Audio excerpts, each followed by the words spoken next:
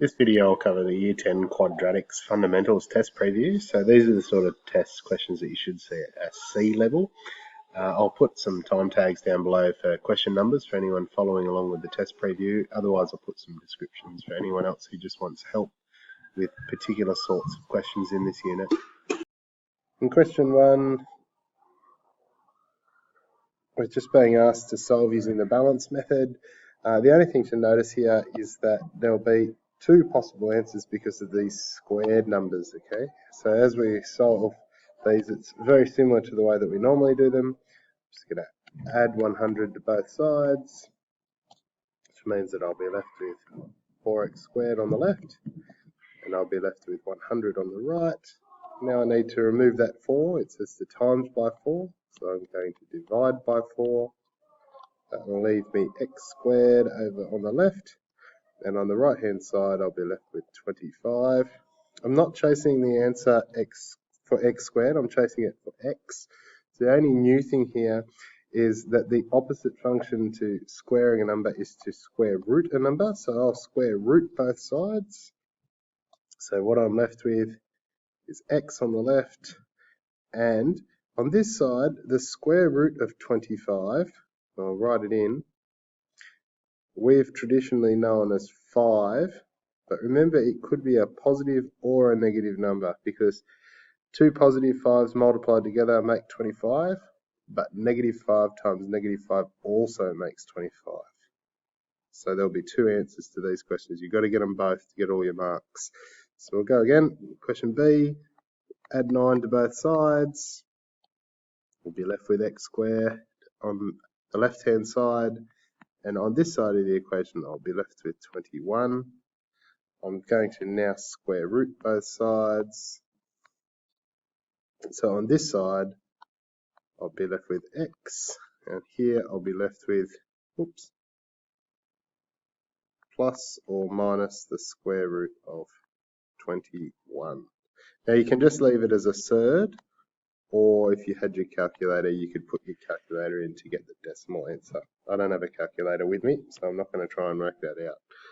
Now, here I will start by dividing 5 on both sides to remove that 5. All I'll be left with on this side is x squared, and on this side I'll be left with 34. Oh no, 36. Bad maths. 36.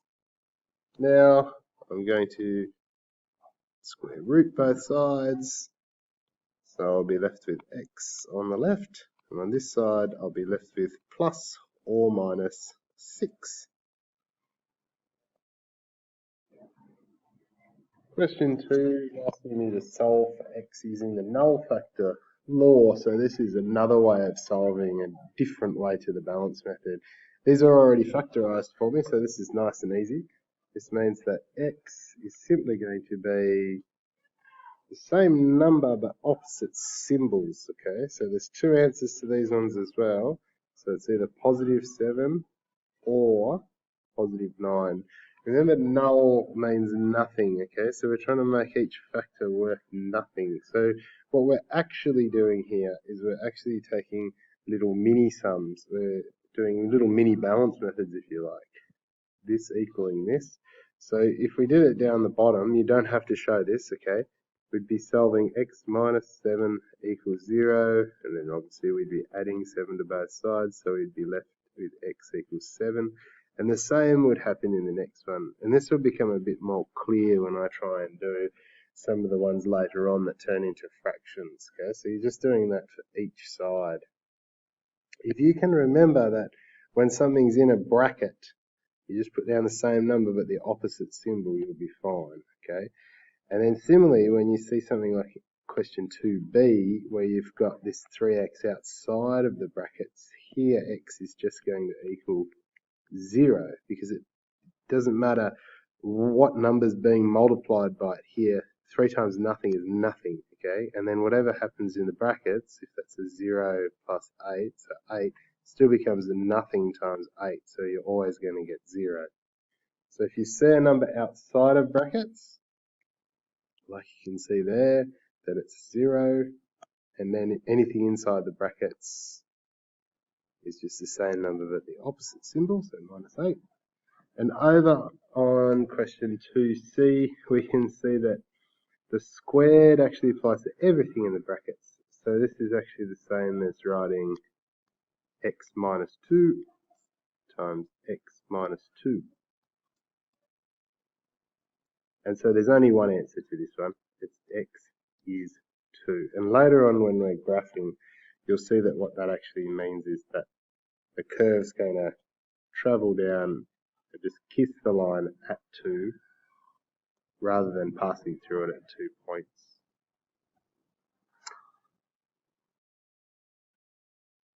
In question 3, we're back to doing the null factor again, but this time we have to factorise first. If you look at each of these questions, there's a little clue here. This one here has got a constant on the end, or a number out there by itself, whereas the first question doesn't, okay? And so the answers are going to look quite different. So question A is going to end up looking a little bit like question B looked up here, okay? Whereas question D is going to look more like question A, okay? So this is how you factorise them. What I'm looking for are all of the factors of those two terms, and the first thing that I do is that I make sure it equals 0. If it doesn't equal 0, then we can't use the null factor method because null factor means nothing. So I'm going to have a look at the numbers first. I've got a 3 and I've got a 12, and the highest common factor of those is 3. So I'll take a number if I can. And then I have a look and I've got x's in both terms as well. I've got x squared here and a single x here. So I'll take the single x. And then my brackets are what's left. And if you're wondering how I'm finding these numbers, remember that if I do 3x times x, that gives me 3x squared. And if I do 3x times 4, I get 12x. So I'm just going in the opposite direction to expansion. And now I can use the null factor.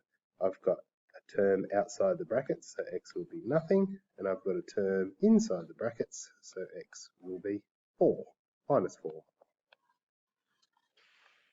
In the next one, it doesn't equal x. So the first thing that I need to do is I need to transpose this equation, rearrange it so that it does equal x. So I'll take x off both sides.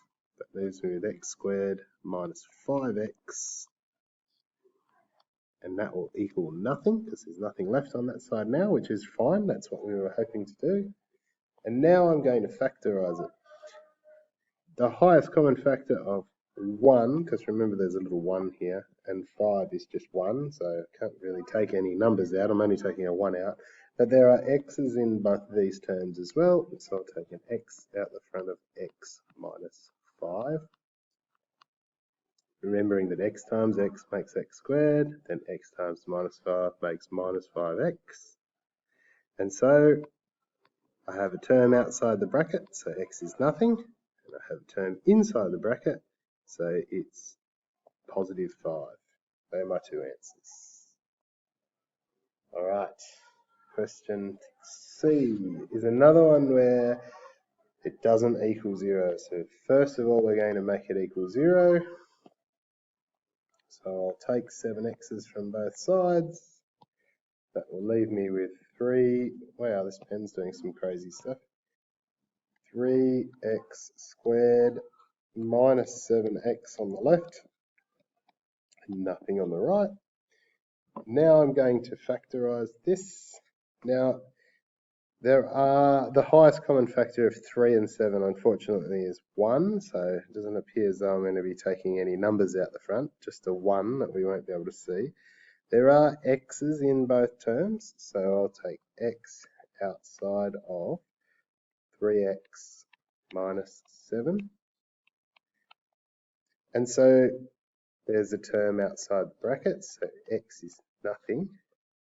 And then when you've got these terms inside the brackets like this, you can remember a little trick you can either remember that you switch the symbol, so it says minus 7 there, so it's going to become positive, and it will be the second number, or the single number, 7 over 3 as a fraction. Now, that's the fast way to do it, but the reason for that is, if we take this portion of the equation, it's like a little mini balance method. 3x minus 7 equals nothing. So we'll add 7 to both sides, and we'll end up with 3x's equaling 7. And then we'll divide by 3 both sides, so we'll end up with x equals 7/3. And that's how we arrive at that fraction. But when I'm doing them, just to speed myself up, I just remember that it's the second number over the value in front of the x. All right, and finally, we've got this one on the end. Now, you really need to do a few more of these. One's not really going to be enough to explain this, but I'll try and explain how I do this.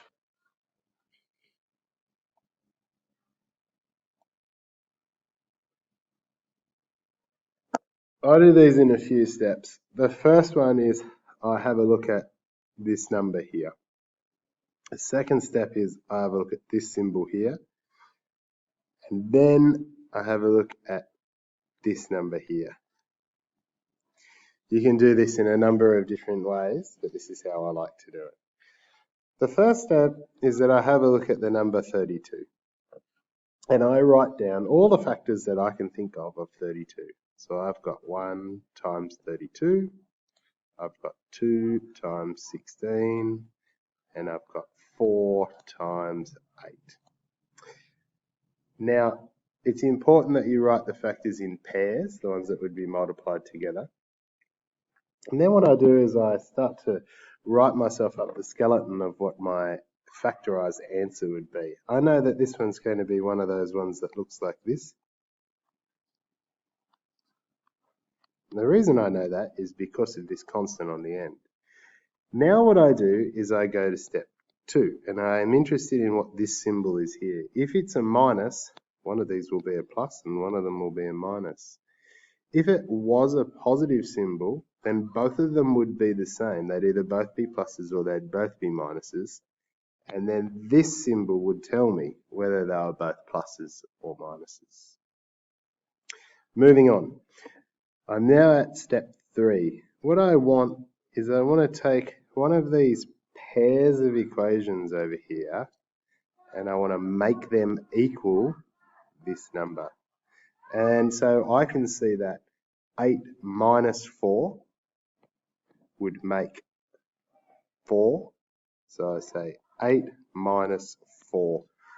And it's important that you get it in the right order. So the way to double check is you just quickly look at this and you go, I got 8 minus 4, that makes 4, yep. And then I've got 8 times minus 4, that makes minus 32, yep. And I know that I've got this right. And now I can just jump to null factor. They're both in brackets, so it'll be x is minus 8 or positive 4. And I've solved it.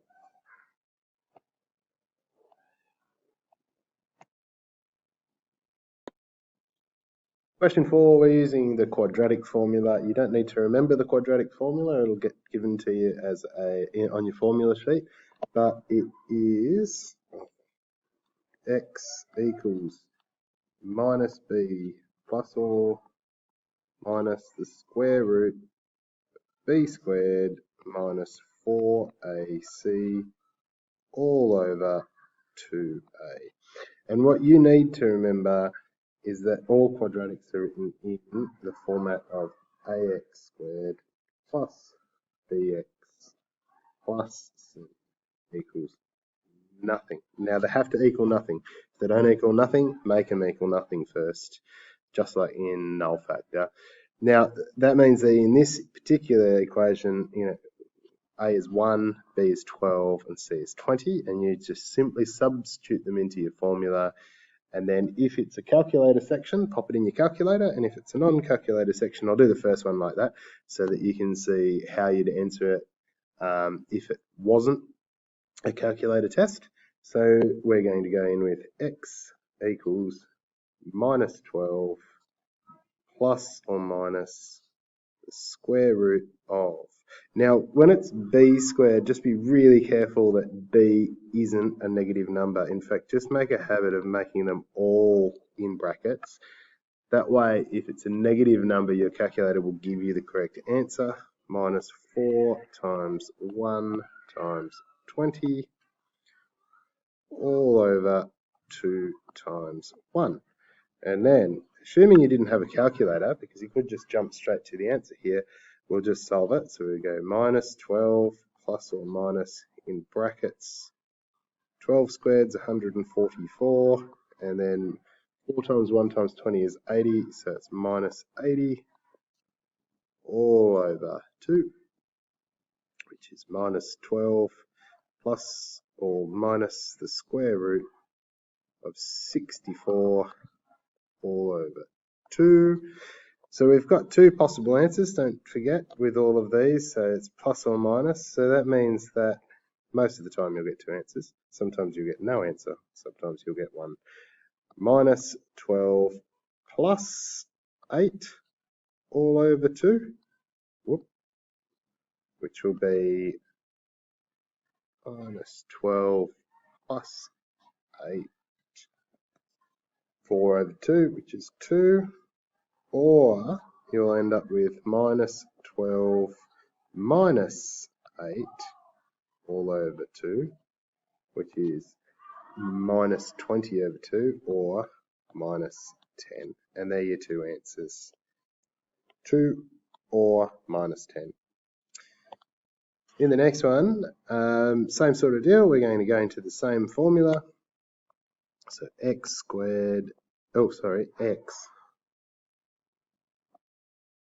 equals minus b plus or minus the square root of b squared minus 4 times a times c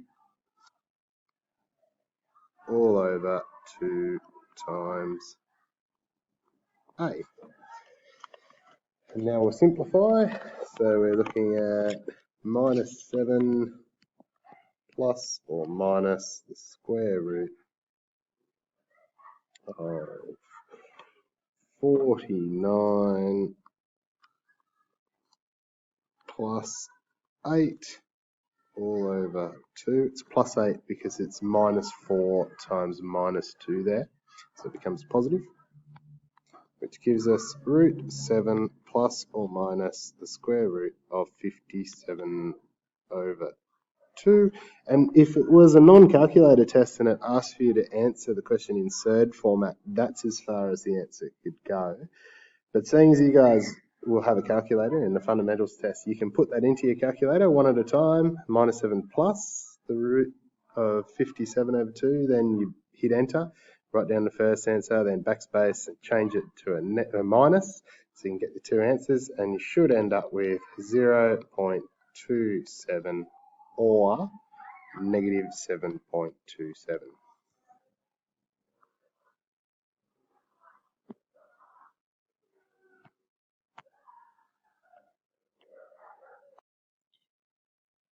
Question 5, we're completing a table and we're graphing. So at this stage during the fundamentals, these ones are nice easy reflections. So do yourself a favour and start here at 0 and work your way through the positive numbers because they're easier to deal with. Now, when you're having a look at this, what you're doing is substitution. That top line there that I'm highlighting, that shows you all the different values for your x coordinates, okay? So remember down here on the graph, you've got x coordinates, you've got y coordinates.